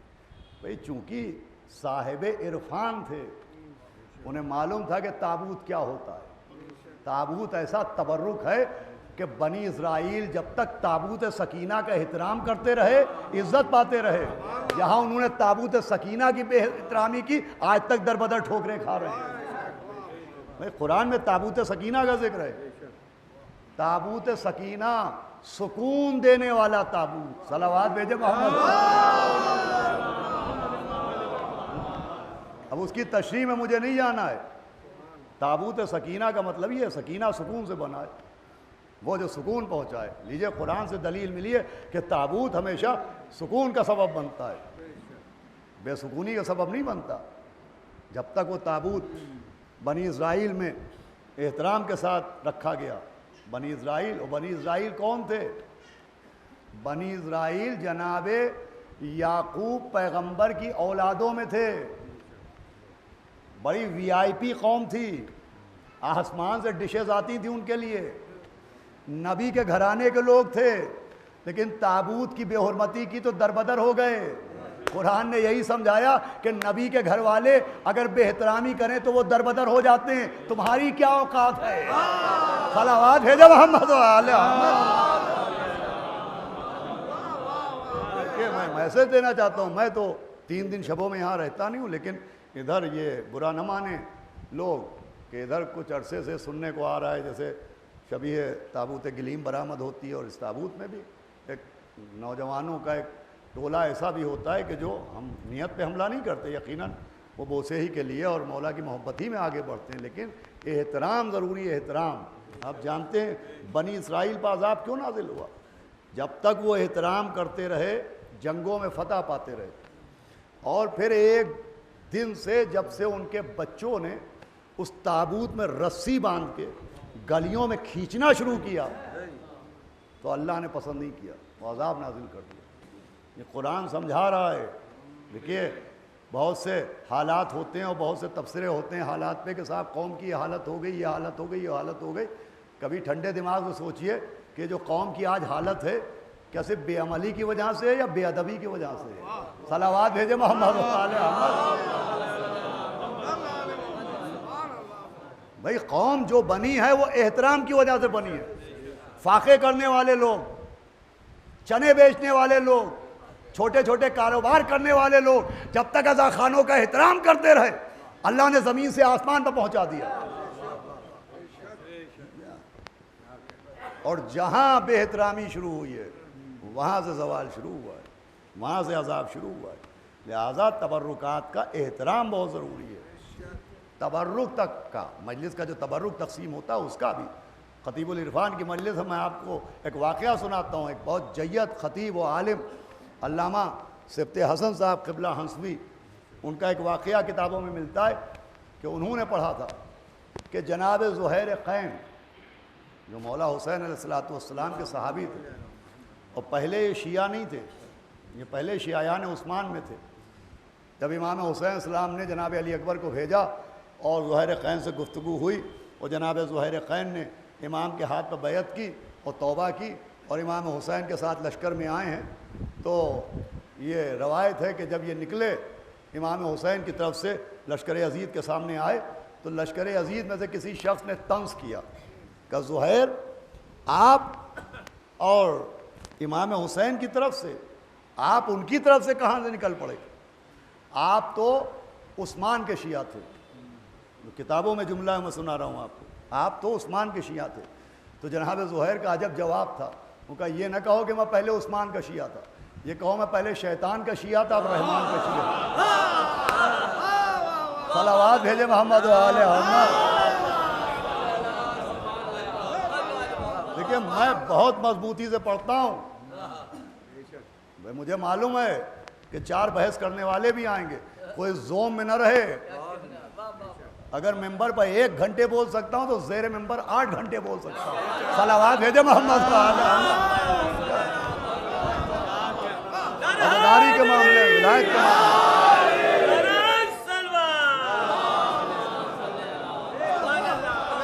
یوں احترام ہے، انکسار ہے، آپ کی عزت کریں گے، آپ کی جوتیاں اگر مولا حسین کے چاہنے والے ہم اپنے سر پر رکھ لیں گے، لیکن اس زوم میں نہ رہیے کہ مولا علی کی ولایت اور عزاداری کے معاملے میں ہم اسی طرح کے سیدھے سادے رہیں گے، وہاں بخیہ ادھیڑ کے رکھ دیں گے۔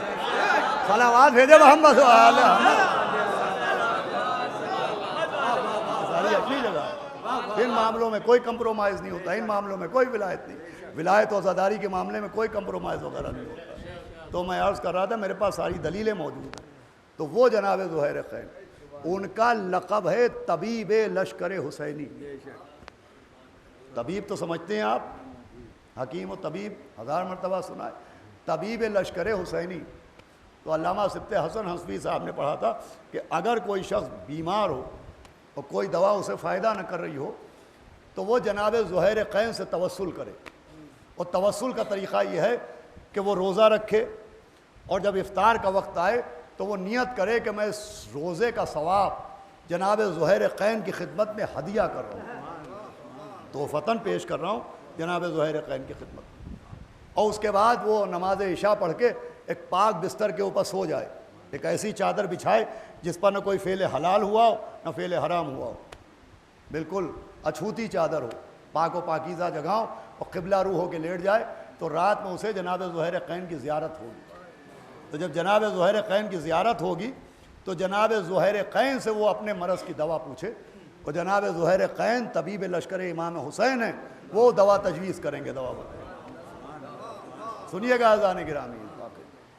تو ایک خاتون جس کا بھائی بہت بیمار رہتا تھا، اور بہت علاج ہوا، اور بہت حکیم اور بہت طبیب اور بہت ڈاکٹرز دیکھ چکے اور دوائیں کھا چکا، مجھے فائدہ نہیں ہو رہا تھا۔ تو اس عورت نے اپنے بھائی کی محبت میں روزہ رکھا، اور جب افطار کا وقت آیا تو اس نے اس روزے کا ثواب جناب زہیر قین کی خدمت میں ہدیہ کیا، اور نماز عشاء پڑھ کے سوئی تو اس نے خواب میں دیکھا کہ ایک میدان ہے اور ایک ہجوم نظر آ رہا ہے۔ یہ قریب پہنچی تو دیکھا کہ مجمع کے بیچ میں ایک بزرگ بیٹھے ہوئے ہیں، اور ان کے ہاتھ میں کاغذ و قلم ہے، اور مجمع بھی اپنے اپنے ہاتھ میں کاغذ و قلم لیے ہوئے، وہ ان کی خدمت میں کاغذ و قلم پیش کرتا ہے۔ یہ جب قریب پہنچی تو اس نے آوازیں سنی، لوگ اپنے اپنے امراض کا ذکر کر رہے تھے، اپنا اپنا مرض بیان کر رہے تھے، اور وہ جناب زہیر قین تھے، وہ دوا لکھ لکھ کے دے رہے تھے کہ تم یہ استعمال کرو، تم یہ استعمال کرو، تم یہ استعمال کرو۔ تو یہ خاتون کہتی ہے جب میرا موقع آیا اور میری باری آئی تو میں آگے بڑھی، میں نے سلام کیا، اور میں نے کہا حضرت میرا بھائی بہت بیمار رہتا ہے، اس کے لیے کوئی دوا تجویز کیجیے۔ تو جناب زہیر قین نے فرمایا اس کے لیے دوا کی ضرورت نہیں ہے، اس لیے کہ اس کے پاس پہلے سے دوا موجود ہے، مگر وہ اس دوا کا استعمال ہی نہیں کرتا۔ تو یہ عورت بہت حیرت زدہ ہو گئی، اس نے کہا کہ حضرت ایسا تو نہیں ہے، آپ جو کہہ رہے ہیں بالکل صحیح ہوگا، لیکن میں نے جو دیکھا ہے تو ایسا نہیں دیکھا ہے میں نے۔ ہر ڈاکٹر اور ہر حکیم اور ہر طبیب کی دوا اس نے استعمال کی، لیکن اسے فائدہ نہیں ہو رہا ہے، وہ تو ہر دوا کھاتا ہے۔ تو کہا نہیں، جو اس مرض کی دوا ہے وہ دوا نہیں کھاتا۔ تو اس خاتون نے کہا حضرت وہ کون سی دوا ہے جو میرا بھائی نہیں کھاتا ہے؟ کہا وہ مجلس امام حسین کا تبرک ہے۔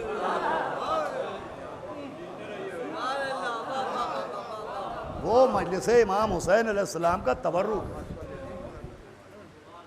جب تبرک بڑھتا ہے تو وہ بھیڑ کی وجہ سے کنارے کنارے نکل جاتا ہے، وہ تبرک لیتے ہی نہیں، وہ دوا ہے، اسے عرفان ہی نہیں کہ تبرک ہے کیا۔ سمجھیے ہمارے نوجوان خاص کر کے سنیں، اور گھروں میں اگر خواتین تک آواز جاری تو وہ بھی سنیں، تبرک کی بے احترامی عذاب کا سبب بنتی ہے۔ یہ اللہ کبھی دے کے آزماتا ہے، کبھی لے کے آزماتا ہے۔ یہ جو تبرک لیا جاتا ہے اور سڑک کے کنارے مجلس کے تبرک کی روٹیاں رکھی ہوئی ہیں، ڈریے اس دن سے جس دن سے منہ کے لقمے چھین لیے جائیں۔ احترام کیجئے، احترام، سب کچھ اسی وجہ سے۔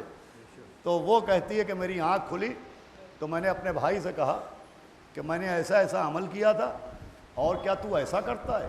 تو وہ لرز اٹھا، اس نے کہا ہاں ایسا تو ہوتا ہے، جب مجلس میں تبرک تقسیم ہوتا ہے تو میں سوچتا ہوں کہاں اس بھیڑ میں ذرا سے تبرک کے لیے میں دھکے کھاؤں، لہذا میں کنارے سے نکل جاتا ہوں۔ اللہ اکبر۔ عزیزان گرامی، احترام تبرک کا، سب کچھ احترام کے اوپر ہے، اور یہ احترام ہمیں انہی بزرگوں نے سکھایا ہے، خطیب العرفان، اور وہ پورا سلسلہ جو ان کے ساتھ تھا۔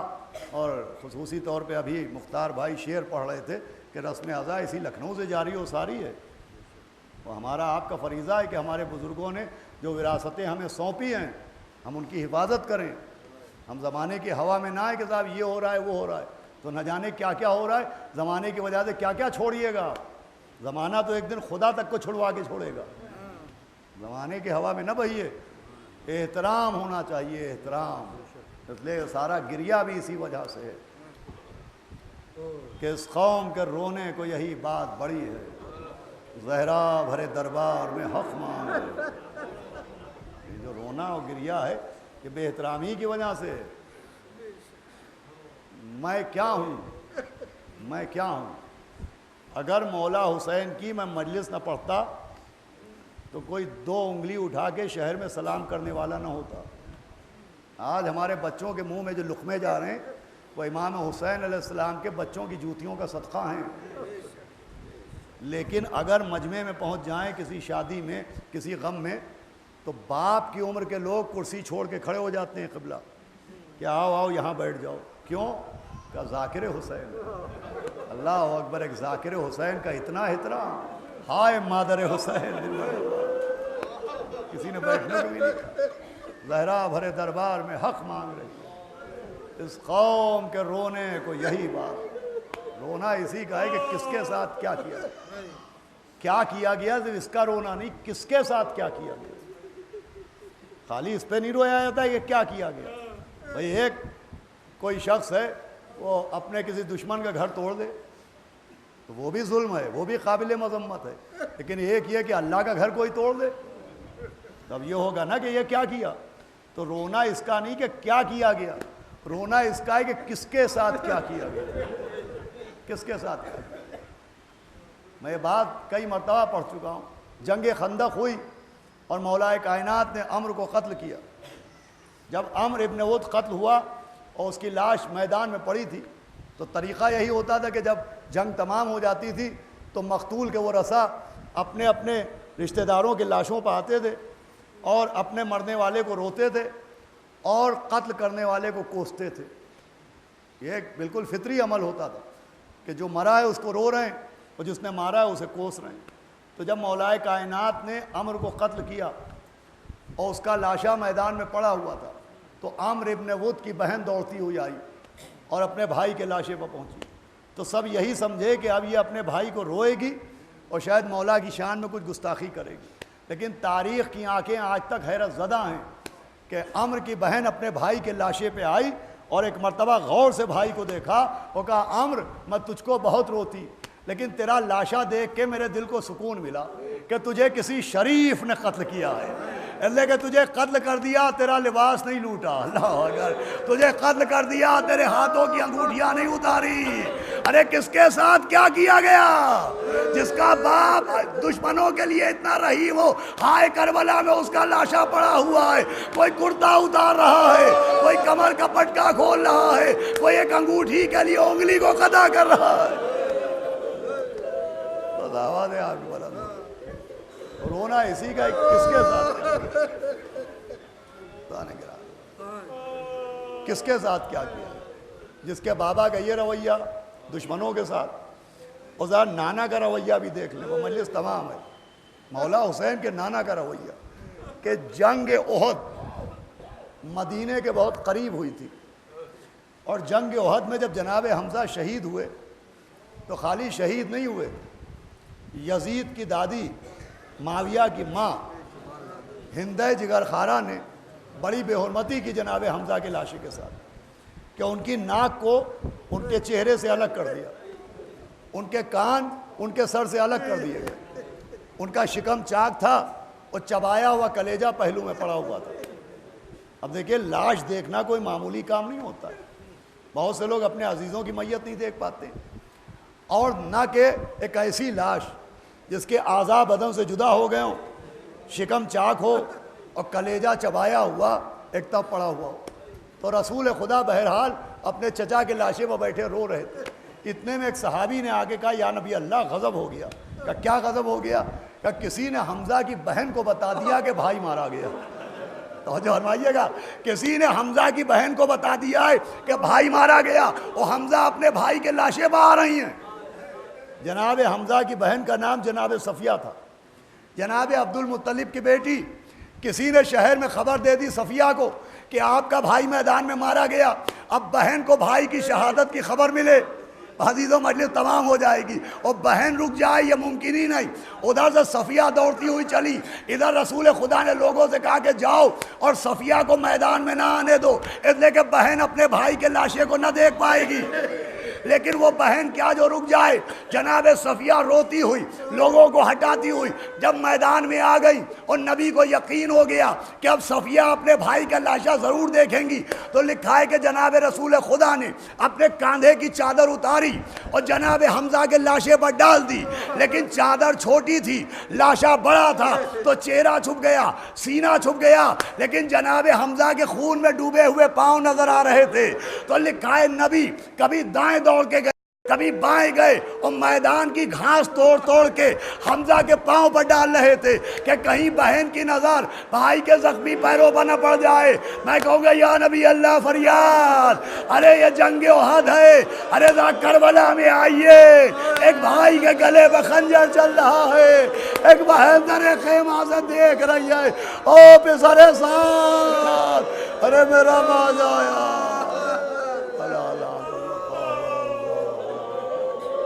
سيعلم الذين ظلموا